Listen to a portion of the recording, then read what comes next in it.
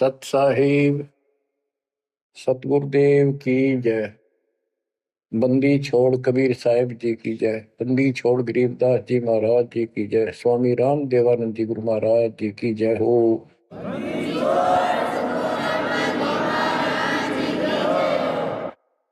सर्व संतों की जय, सर्व भक्तों की जय, धर्मी पुरुषों की जय।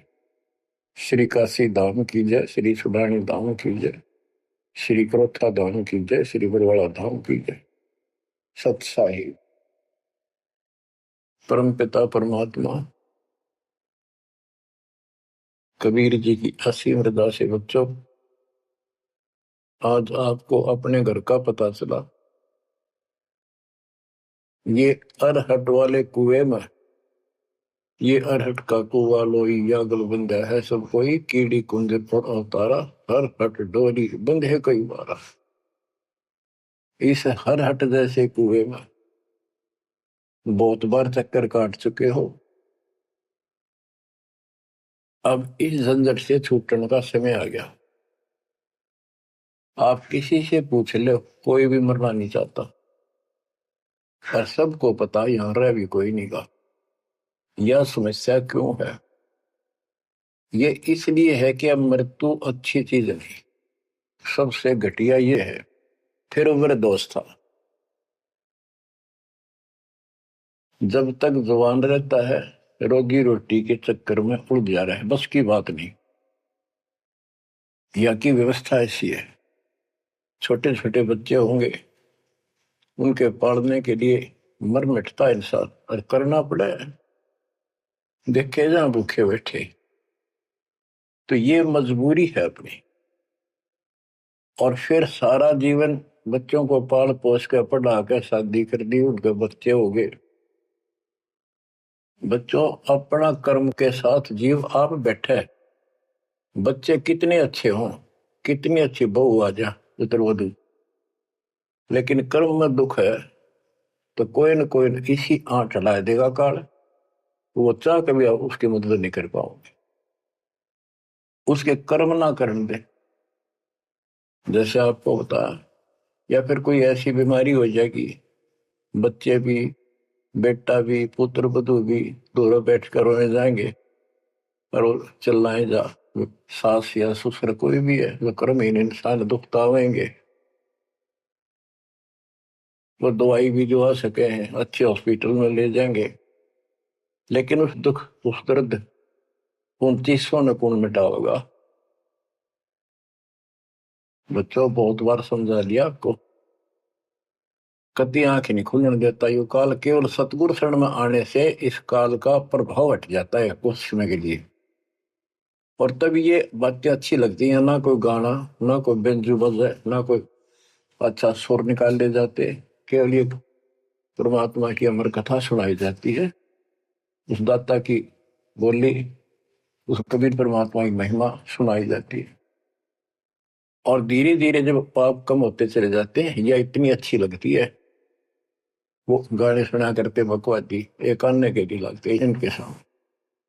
तो पाप कर्म जितने कटते चले जाएंगे, इतने ही ये आत्मा का आहार इसे अच्छा लगने लग जाएगा। ये बहुत सी घटनाएं सारे घट रही हैं, पर एक आधा सुनाने से सभी समझ में आ जाती है।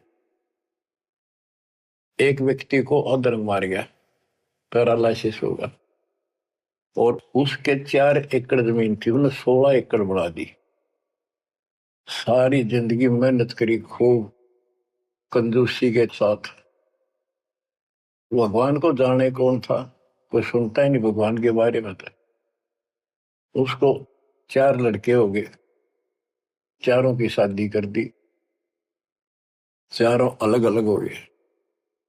उसको पैरालिसिस हो गया। अब उसको कोई नहीं उठा उन चारों में था, और बच्चे उसके पास से निकल जा। गांव के व्यक्तियों को पता चला, वो आए, उन बच्चों को समझाया, भाई बाप है, इसने कितना कुछ किया तुम्हारे लिए, कुछ तो शर्म करो। तो एक ने शर्म के मारे कुछ 10-5 दिन करी सेवा, फिर छोड़ दी। फिर उनके रिश्तेदार बुलाए, पंचायत हुई, रिश्तेदारों ने ये कर दिया भाई इसके 16 किले ने 5 हिस्सा में बांट दो। तो 3 एकड़ जमीन तो इसका हुआ है, इसको दो, 3 किले इसके छोड़ दो, और जो इसकी सेवा करेगा वो लो। तो छोटे वाले की पत्नी बोली जी हम ले लेंगे, हम संभालेंगे। वो लालच में वो बला ले ली, बला हो जाती है ये क्रमहीन इंसान, और 1 महीने बाद से फिर छोड़ दी।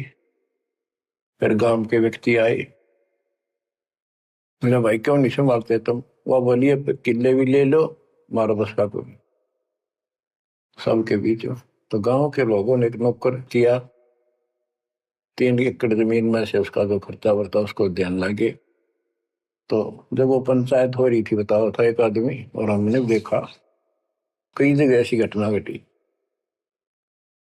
तो जब वो पंचायत में आ रहे थे, रिश्तेदार आ रहे थे, वो खाट में पड़ा पड़ा नाड़ नाड़ हल्ला है, और पोता आ गया उसका।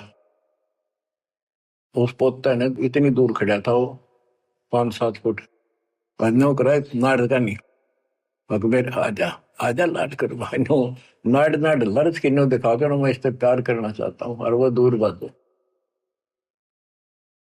तो वहां बैठे उपस्थित व्यक्ति बोले इन बेटा ने तक कर दी इतनी छोटी मालस, इन पोते ही कसर रह रही है, ये करेंगे।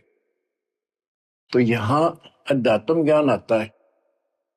जो काम करण का था कर्म इन वो तो करया कोई नहीं, जिसका दुख भी टला हो, बेटा बेटी पुत्र वो दूर सब न अच्छा लगा हो।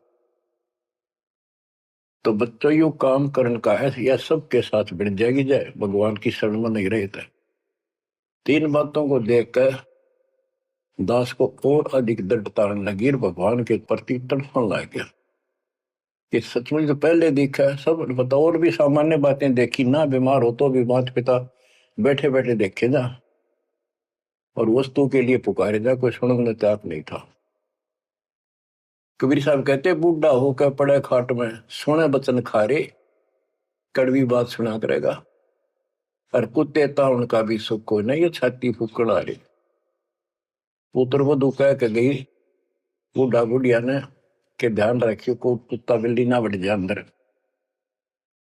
अब वो ध्यान रखे तुम्हें दिखे कुछ ना दिखे, और दोस्त आंख लागी, कुत्ता बढ़कर उसकी लस्सी दूसरी गिरा गया। वो पानी लेकर आई तो उन्होंने कहा तेरा इतना भी सुख कौन, तो कुत्ते ने रोक दो, छाती फूक दी तुमने मेरी। तो परमात्मा कहे फिर ये एक वचन सुनोगे तुम, ये कथा सुनने को मिलेगी अमर कथा तुम्हारे को। जो काम करने का वो कर लो, भक्ति करो, और फिर देख घर में भी सुख, शरीर में भी सुख, और सारे बच्चे भी भक्ति मार्ग पर लग जाएंगे।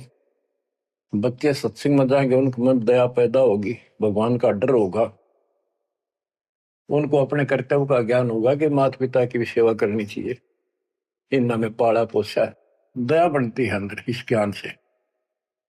तो बच्चों इस भक्ति इस सत्संग के बिना इंसान ऐसे जड़े ढोकर मर जाता है, और जब तक ये ज्ञान नहीं होता वो काम हमने सबसे उत्तम और बस इतना ही ठीक, वो अच्छा लग रहा था।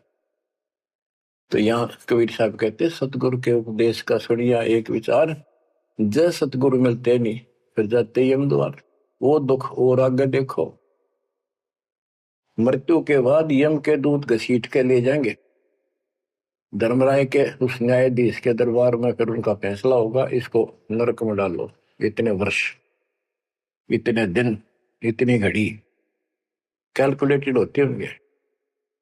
यम के दूत उनको लेकर चलते तोड़ के तोड़ने क्यों, 1 लाख का हिसाब हो डेली, दे लट्ठा दे लट्ठा, वो नरक से वापस भाजे, उनका लठ मारे भाले ठोकर जबरदस्ती लात मार के ठोकर मार के नरक में गिरे। कहते नरक द्वार में दूत सफर करते क्या चातान, उन तक वो ना छूटता करता चारों खानी। नरक भोग का फिर 4 खानी में भरमता, कुत्ते गधे शोर बनता, और कभी ना लगता पार, सो फेरा सब मिट गया मेरे सतगुरु के उपकार। बच्चों समझ लो इन बातों को और देखो मालिक की दया। ये बातें कदे हमने दादे परदादा पर भी ना सुनी, माता पिता से नहीं सुनी। उसकी दया विदाता की, और आज ये अच्छी लगे और बात एक भी अच्छी नहीं लगती। वो तो बेतुकी बातें हैं, थोड़ी देर बातें करनी पड़ती है इधर उधर की, 2 मिनट बाद में सोचा ही जा तो जा अपना परमात्मा ने याद करे। तो यह लगन अलग से लगेगी, इस सत्संग से लगेगी, और भक्ति सुमन दान करोगे या सेवा, ये सारे मिलकर आपको निर्मल करेंगे।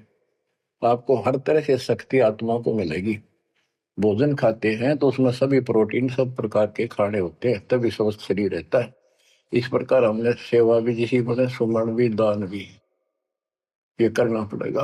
और मर्यादा का निर्वाह परहेज भी रखने पड़ेंगे, तभी आत्मा स्वस्थ होगी, मोक्ष प्राप्ति योग्य होगी। बच्चों धन है आपके माता पिता जिनसे जन्म हुआ।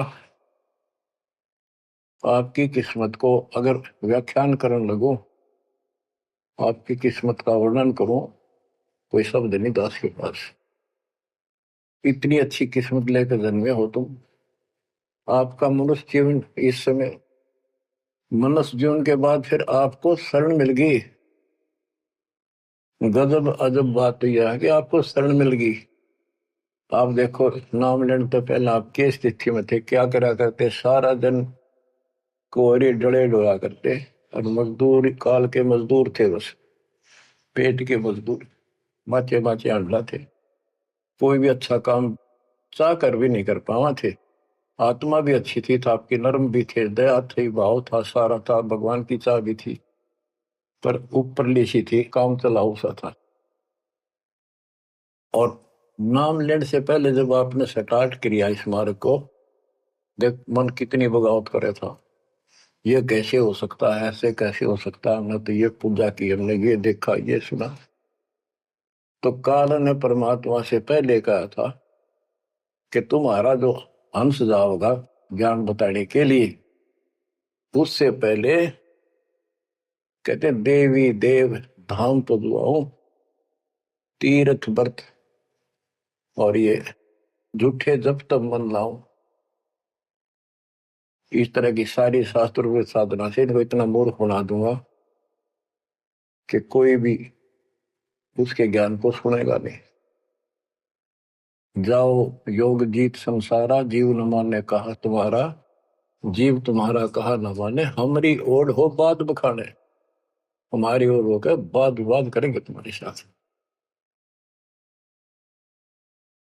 बच्चों इन बातों को याद रखो। इस जीवन की सफलता है कि इसमें परमात्मा प्राप्ति हो। आप इसके निकट आ चुके हो। आपने जो भक्ति स्टार्ट करी, आपकी यही दशा थी। कति मन मान कर राजी नहीं था, और उस दाता देखो अपने बच्चों को कैसे कैसे कैसे कोई न कोई भेज के अपना बहन भाई रह रह कर कथा सुनाई। कभी अच्छी लगी, कभी ना लगी, धीरे धीरे पाप करते गए, सुनते चले गए। कहते सो सब सिदर मैं करूं अपने जन के काज, हरनक से पूजो मार दो नरसिंह दर के साज। इब्राहिम सुल्तान के साथ कितने खाड़े कर दिए, कितना पीछे पड़ गया जाता अपने बच्चे को नरक से निकालने के लिए। यही दशा अपनी थी। उस दाता ने कोई न कोई कारण बना के अपने को राह दिखाया है। हरे बच्चों समझो इस मार्ग को, क्योंकि ये कथा जो सारी सुनाई जाती है, ये आत्मा को सहारा देती है। ये आत्मा बहुत सतर्क हो जाती है, इन पर सब पर विचार करती है, तब इस मन को साइड कर देती है कि बस बहुत हो लिया। आप देखो क्या हाल है, कल न पशु बन जाओगे, और पहले बेरा ने कितनी बार बन लिए। तो परमात्मा आपको बहुत लंबे समय से तैयार करते करते करते करते आ रहे, और आप भी लगे रहे। जैसे भी जितना दाव लगा जिस जन्म में आप कर गए, फिर काल का प्रभाव ज्यादा था, नहीं पार बसाई छूट गया मार्ग। जो गुरुद्रोही हो जाते हैं ना, वो सदा के लिए खत्म हो जाते हैं। वो तो अरबों खरबों वर्षों तक धक्के खाओगे। आप विमुख होते रहे, जैसे राबिया विमुख हुई। स्टार्ट वहां से नहीं था उसका, बहुत पीछे से था, लेकिन भक्ति की चाह बनी रही बनी रही, दाता फिर मिलते रही। परमात्मा कबीर साहब कहते हैं, मेल अठेले जाइयो, तीर्थ धाम पर भटकियो, मेले बड़ा मिलाप, पत्थर पानी पूजते हैं, कोई साधु संत मिल जाओ। जब तक भगवान नहीं मिला तब तक ये आस्था भी बनी रहनी चाहिए। इसलिए परमात्मा कुछ लोगों को दूंगा, संस्कार तो निकाह होता है, कोई मत्था टेक के किते जाके, और कुदरती वो संस्कार आ जाता, उसकी आस्था बनी रहती है वहां पर, तो भगवान में चाह बनी रही। कई नरसिंह बन के इसने आना पड़ा, निकाल ने तो मस्तरवा दिया था, प्रहलाद भगत की आस्था खत्म हो जाती, दाता रक्षा नहीं करते, सारे समाज में आस्था खत्म हो जाती मनुष्य जीवन में, कि भगवान है ही नहीं करे। अरीसा दिखा दिया, भगवान आज तक याद है भगवान है, इसलिए हमारी चाह बनी रही परमात्मा के प्रति। तो बच्चों, परमात्मा की असीम रजा आपके ऊपर। परमात्मा 600 साल पहले हमें राह दिखाने लगे थे, और उसी समय से आज तक बीच में अपने संत गरीबदास जी को बीच में मिले, इस भक्ति को फिर से जीवित करके, इस अध्यात्म ज्ञान को फिर से कभी खम्भ रूप गे, इनके माध्यम ये यथार्थ ज्ञान देख। और 300 साल से अमर ग्रंथ यहाँ पढ़ा करते थे गरीबदासी, गरीबदास के 12वें पंथ वाले। मेरे गुरुदेव के अतिरिक्त किसी के पल्ला नहीं पड़ा, उन्होंने दास को दिया ये खजाना, उसके बाद गहनता से इसका अध्ययन किया, आशीर्वाद उनका रहा। आज ये खजाना खोल दिया, गुरुदेव का आशीर्वाद, कबीर साहब का वचन, 5505 कलयुग बीत चुका, तो ये खेल तो होना ही था। और या गंगा आएगी, मोक्ष करने वाली असली गंगा ये है सत्संग। इसमें जो स्नान करेंगे, सत्संग सुनेंगे, मोक्ष तो इन आत्माओं का होगा। अब्राहिम सुल्तान को कैसे निकाला, उसके कोरडे तक खाए मालिक ने अपने बच्चे के, बता के लागत था, क्या नाता था उससे। अब यहां विचार कर लो, उसका हमारे से क्या नाता है, कितना गहन नाता है। वो हमारा पिता है, वही हमारी माँ है। उस परमात्मा में हमारे प्रति माँ और पिता दोनों का मोह है, कितना जबरदस्त हो सकता है वो देखो। तुम अपनी गलती से फंस गए, पर वो बैठा उस पर भी नहीं जाता खाली, कि कुछ तो निकालो काल के जाल से। आप आंख खोलो, इस मार्ग को दृढ़ता से ग्रहण करो, बच्चों वाली बातें छोड़ दो, सारा संसार एक तरफ हो जाए, आपने एक तरफ होना पड़ेगा। जैसे मीराबाई को कहा उसकी मां ने, सत्संग में जाना मेरा छोड़ दे, आए मारी लोग कर तकरार, सत्संग में जाना मेरा छोड़ दे, सत्संग में जाना मेरा ना छूटे, सत्संग में जाना मेरा ना छूटे, तारी चाहे जल कमरो संसार, सत्संग में जाना मेरा ना छूटे। इस दशा में, इस स्थिति में आपको आना पड़ेगा। ये संसार साथ नहीं जाएगा, ये संसारिक व्यवहार आपका कति काम नहीं आऊगा। ठीक है, बेशर्म होना भी नहीं, जितना हम समाज में सहयोग कर सकते उस तरफ में रहना पड़ेगा। प्यार दें सबको, नमस्कार करें, बड़े छोटे की कदर करें, अच्छा व्यवहार करें, हेल्प करें, लेकिन जहां अपने भक्ति में बाधा हो उसका नमस्कार करे, हाथ जोड़ लें दूर थे। बच्चों,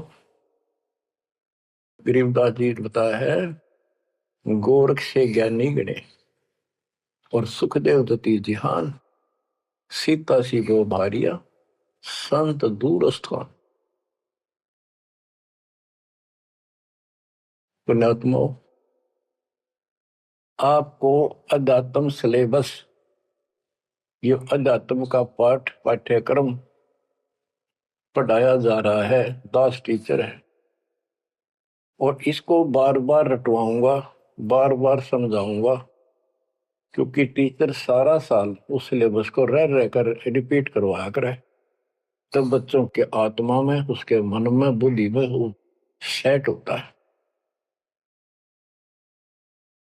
तो बच्चों, आपको ये सिलेबस दास बार बार रिपीट कराएगा और ध्यान से उत्सुकता से सुनते रहना। परमात्मा के ज्ञान को, सत्संग को सुनो जब कति एकाग्र चित्त से सुनो। गरीब गोरख से ज्ञानी घने, सुख देव जति जिहान, सीता सी बहु भारिया संत दूर स्थान।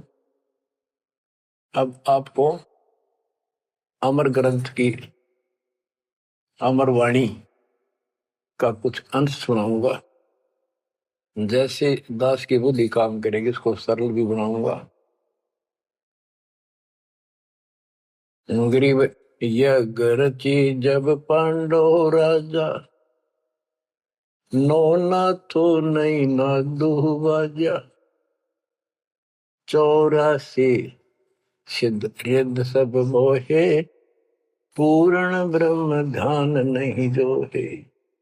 अब क्या बताना चाहते हैं संत गरीबदास जी, कि जब पांडवों ने अश्वमेघ यज्ञ रची तो उसमें 33 करोड़ देवता, 88,000 ऋषि, ब्रह्मा विष्णु महेश तक उपस्थित थे, 12 करोड़ ब्राह्मण, और ये गिरिपुरी, इनका गिनती नहीं, 56 करोड़ जहां थे या दो, शंख पचायन नहीं बाजा ना दो।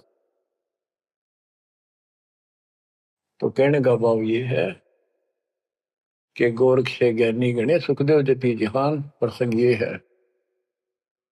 और सीता सी बहु बारिया संत दूर स्थान। पांडवों ने अश्वमेघ यज्ञ क्यों की थी?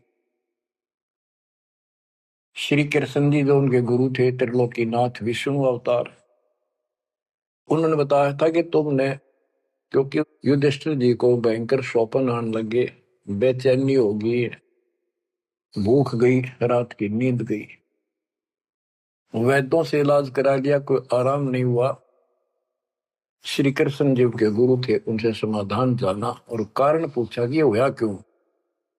तब श्री कृष्ण जी कहते, तुमने जो बंदूकघात किए हैं, युद्ध में, महाभारत में आदमी मारे और अपने प्रियजन मारे, रिश्तेदार मारे, ये पाप वो हानि कर रहा है, वो सेध रहा है। समाधान ये है कि अश्वमेघ यज्ञ करो और पूरी पृथ्वी पर न्योता दे दो, कोई आओ, धर्म यज्ञ करो एक, और धर्म यज्ञ सफल होगी तो तुम्हारा यह दुख दूर होगा, अन्यथा नहीं होगा। और यज्ञ संपूर्ण होने की, सफल होने का चिन्ह बना दिया, बता दिया निशानी, कि एक शंख 5 मुंह का, पंचानन शंख, उसको पंचजन्य भी बोल देते हैं। पंचायन, आनंद माने मुख होते हैं, पंचानन 5 मुख का शंख एक अलग स्थान पर रखा जाएगा। वो कोई बजाएगा नहीं, आप पर बाजेगा। वो बाजेगा तब जब कोई पूर्ण संत, अच्छी करने वाला उसमें भोजन खा लेगा। तो 33 करोड़ देवता बुला लिए, 88,000 ऋषि आगे, 12 करोड़ ब्राह्मण आगे, तो किसी से भी शंख नहीं बजा। न्योता देने के लिए चारों पांडवों की चारों दिशा में ड्यूटी लाई थी, युधिष्ठिर ने छोड़ दिया कि भी न्योता देकर निमंत्रण दो।